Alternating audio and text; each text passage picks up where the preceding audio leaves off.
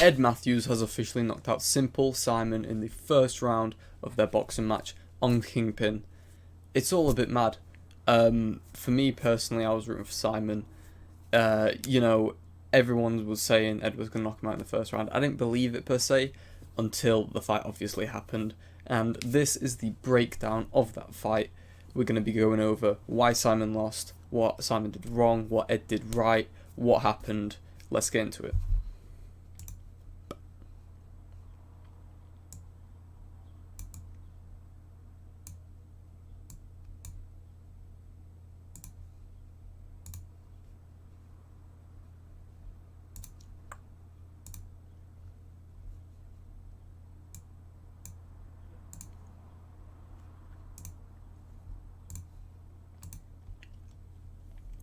So I've pulled up an Instagram live from the fight because you can't actually watch the fight legally from the pay-per-view event. I did buy the pay-per-view event. I bought the premium edition of the pay-per-view event, so I can technically watch it for 7 days. Will I? Will I fuck? So we're just going to be watching this guy's Instagram live. You can basically see everything that happens. So yeah, let's get into it and break it all down.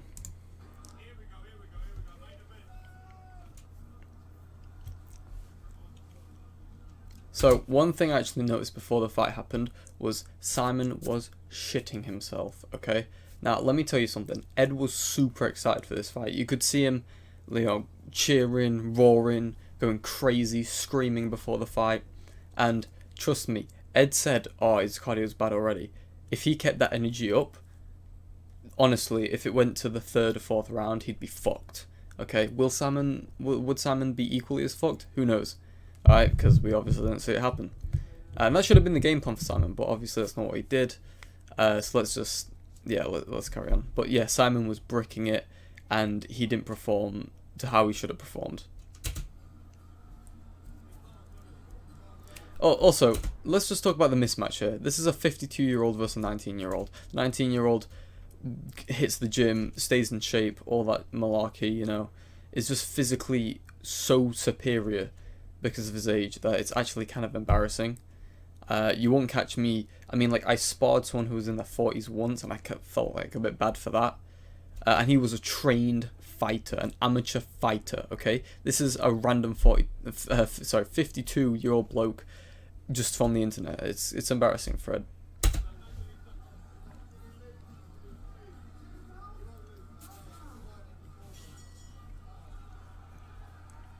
So Simon comes in here, and he does alright, he takes centre ring, but then it all goes downhill in a minute. But from there, that was an alright jab from Simon. But Simon's stance is horrendous.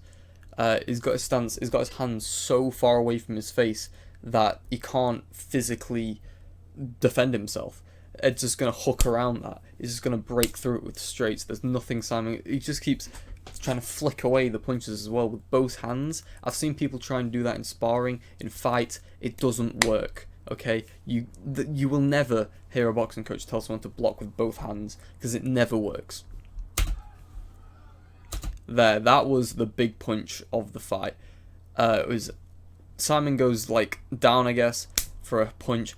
Ed just dips, bang, uppercut. And when that happened, when I was watching it live, I knew it wasn't going to last very long instantly, because it was a huge hit and it rocked Simon. So now Simon's a bit on the back foot. Ed goes to town because Ed could tell he was hurt. So Ed he's built mentally for boxing, and I mean that, like, as a boxer, you have to have that mentality of you need to hurt this motherfucker. You can't go into a fight. Like, for example, look at the Odd Ones Out versus, what was his name? I Did a Thing on the Creator Clash. Odd Ones Out was punching like he didn't even want to hurt him. Meanwhile, the I Did a Thing guy, the Alex guy, punched like he was trying to take his head off. And that was what the difference was. One guy was, you know, throwing these little wimpy punches. Other guy came through, bang, straight on the nose. You know what I'm saying? That's the kind of thing that makes or breaks novice boxing. Simon just trying to hang on for dear life. Simon does this thing where when he's hurt, he just scraps, he just throws hooks, which is a terrible thing to do. And no boxing technique goes into those hooks either. He doesn't protect one side of his face and come in with the hook. Instead, he just both his hands on his hips and just goes crazy. And obviously that's not going to work in a boxing match. Also, here he starts chasing Ed. Do you know why? Because the adrenaline for him is so high that he doesn't even know what's happening. I've been there. For me, it took me like a minute for that to wear off, and then by that time the fight was over because the guy I was against just dislocated his arm. But no, for real, the adrenaline hit him so much that he just went, fuck it, bang, autopilot mode, just doing what he said he wasn't gonna do and charging at Ed. And Ed did say that if Simon did that, he would lose, and Simon did it, and he lost. Here again, Simon chases him, and he gets caught with another one. He's just chasing him, and he's not protecting himself. It's not educated pressure. He's going in with his hands low, and just coming in and getting clipped and clipped and clipped, and Ed just hits, moves, hits, moves. Simon's got nothing here. Ed showboating. And then Ed with a few, and then I think here, is it the drop? No. He hurt Simon quite a bit. Simon comes in, Ed with a left hook drops Simon. And it didn't look like it hurt that much, but maybe the accumulated like hits just, I don't know. Or maybe it was just disguised really well and it was an actual very good clean shot. Either way, it dropped Simon. Why the 52-year-old is in the ring is just beyond me, but he should have fought smarter.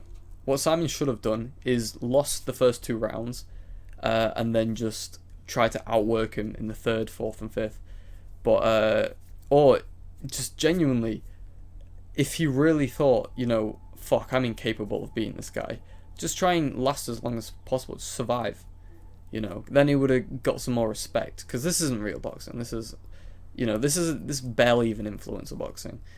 This is a 52-year-old man trying to prove something, and if he was going to prove something, he should have tried to last to the end. But he falls, and I think everything got to him in this moment, and he just realised he can't do it, and the ref waved it off. Yeah, and that's it really, that's what happened. Ed, congrats, you beat a fucking 52-year-old Donny, who couldn't fight at all, or couldn't box rather. Maybe he can fight at the pub or something, but couldn't box for shit. And you had probably the easiest influencer boxing match ever. Another thing I've just brought up, Ed then proceeds to call a few people out, which I'll just let you watch.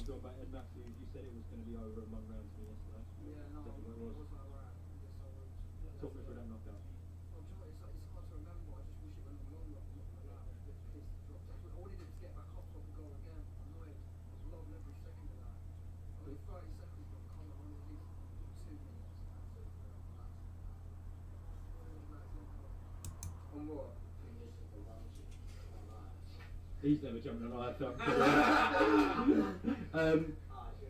do you want to carry? You want to seem like you want to get in the ring now, really? Yeah, but I want to get back in the ring again.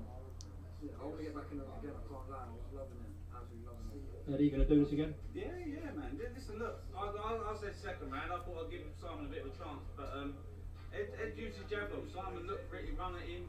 A bit messy, but I said to Ed, always finish with the left hook, and when you watch it back, he sort of throws the right hand, taps him, and then brings the left hook up. Where did I even shot on the chin, and that was it. But I mean, listen, fair play to Simon at 50 odd years old. Yeah, but you've got to respect it, you've got to respect it.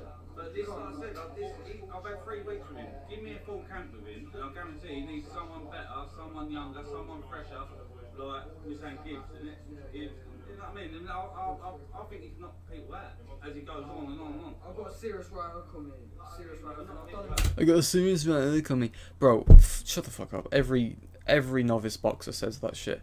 Every fucking novice boxer, when they start, talks about how sick the right hook is. It's all they fucking talk about. The right hook. The right hook. We get it, okay? You hit a bag, and yes, when you hit a right hook, it feels stronger than any other, like, punch that you do. Therefore, you're going to think mentally, oh, I have a sick right hook. I used to think this when I was like 14, okay? thought, oh, I have a fucking mean right hook. Bro, shut the fuck up. Everybody claims to have this magic right hook that can knock people out, and about 2% of the people who say that actually can. It's fucking ridiculous. But here Ed calls out Gib, which is the dumbest fucking thing. He also calls out Bryce Hall, which is weird. That's like calling out Tyson Fury and also calling out fucking John, the average heavyweight amateur boxer. Like, they're two different levels there. Bryce, yes, Bryce versus Ed Matthews would be a good fight. I think Ed would win that, to be honest. I don't think Bryce is very good. Gib would fucking kill Bryce. Gib would kill Bryce Hall easily. It wouldn't even be a competition. I mean, genuinely, Gib would walk in there, walk out in a round. Ed, he has a bit of potential though, and I think he can take Bryce. But then Bryce might be able to take it. You know, I think he should fight Bryce, basically. That's what I'm saying. He cannot pick that. He's strong enough to do it. Listen, it is fun. It's a bit different to people that ain't boxing, like the real boxing pro fans. This is a bit different, but the same result. You know, we're looking to go to the pro way. Yeah, a lot of people don't like it and think it ruins the sport, but it's just getting all these young kids involved who might not watch the sport. Okay, let's just get something straight. The KSI fights, the old YouTube boxing, yes. This, no. Ed, your fan base is 13-year-olds who wear fucking North Face and have one of those stupid strap things with a fanny pack on. I don't even know what they're called. Like, your fan base is not... Your fan base is like... Oh, your fan base is like... At very most 15 years old. Someone between 10 and 15-year-olds who think it's cool to like beat the shit out of a fucking senior citizen. Well done, bro. You beat a senior citizen in a fight. Fucking congrats. And all these wood army, bro. Shut the fuck up. Like, just fucking mature. Do you know what I mean? It's pathetic. Let's be honest, you had Mike Tibbs here tonight doing a corner. He's been in the game a long time. This ain't that. It ain't sort of a joke. These people who actually want to box. He fought someone there. You know, he's old. But he was a good rivalry. He was a good rivalry all the way through, and Ed showed what he'd actually do. But he wants someone better. He wants someone who's going to want to give him something back. Who?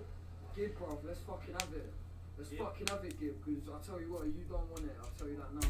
Fucking hell. First of all, Ed's eyes make him look like a fucking Green Goblin. Second of all, Gib would kill Bryce Hall. I mean, he would kill Bryce Hall. Ed Matthews. Gib would fucking murder him. Don't want smoke. You don't want the smoke. Gib wants the smoke, bro. This is the kid that went from Jay Swindler to Jake Paul and then Taylor Holder, okay? Gib has no fear. Especially of this geezer. Fucking give it, John. Same thing happens to Gib. Give it, who's he got any sisters or anything? Same thing happens to Yeah, Gib. yeah, yeah, yeah. No, I'll stick it on his sister. Or his mum. So we're watching him, we're breaking down, they decide an easier way of beating him, and he'll go out and put it, and he hits so hard, man. Listen, he's short, he's stocky in that, and he's solid, but he can fight. He can fight. Oh, fuck, I'll sit back down. So, I can't tell, were they talking about Ed when they said he was short and stocky? Whatever. They said they would find an easy way to beat Gibbs' style.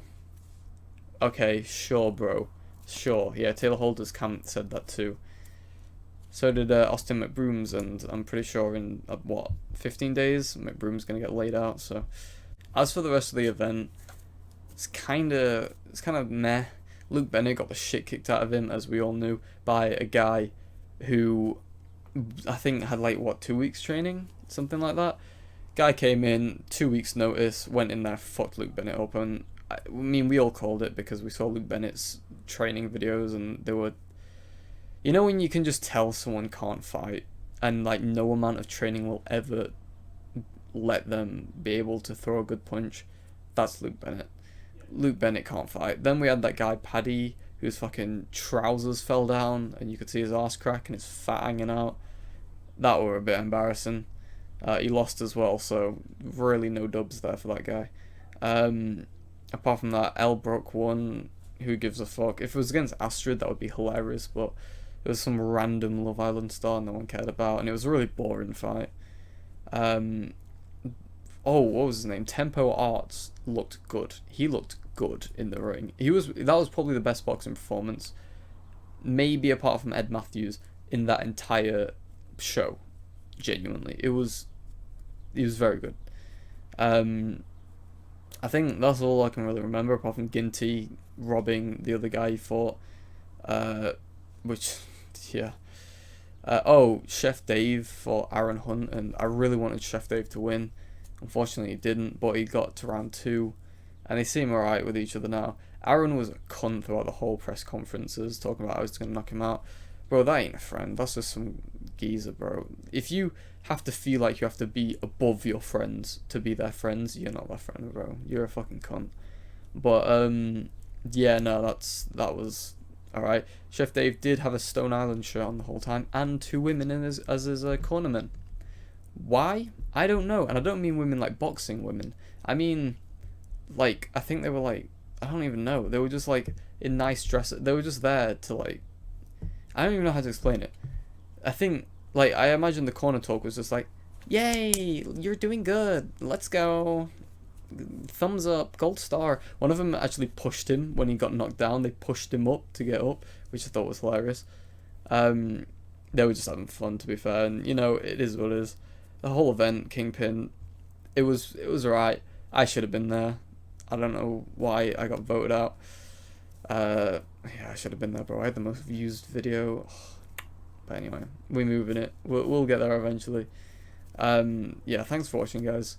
Tell me who you think Ed should fight next. Personally, I think he should fight Bryce Hall, or like, I don't know. I think Ed might fight someone like quite good and get his ass kicked. I'm thinking like Ed Matthews versus Austin McBroom after Austin McBroom loses to Gibb. I think that would be a good match.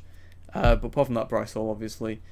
I think that's about really all we can say about his opponents. Simple Simon should fight Greg Paul. That would be hilarious. Plus, it would get the Paul brothers involved, which Kinpyn is pretty unpopular, so they desperately need that Paul name.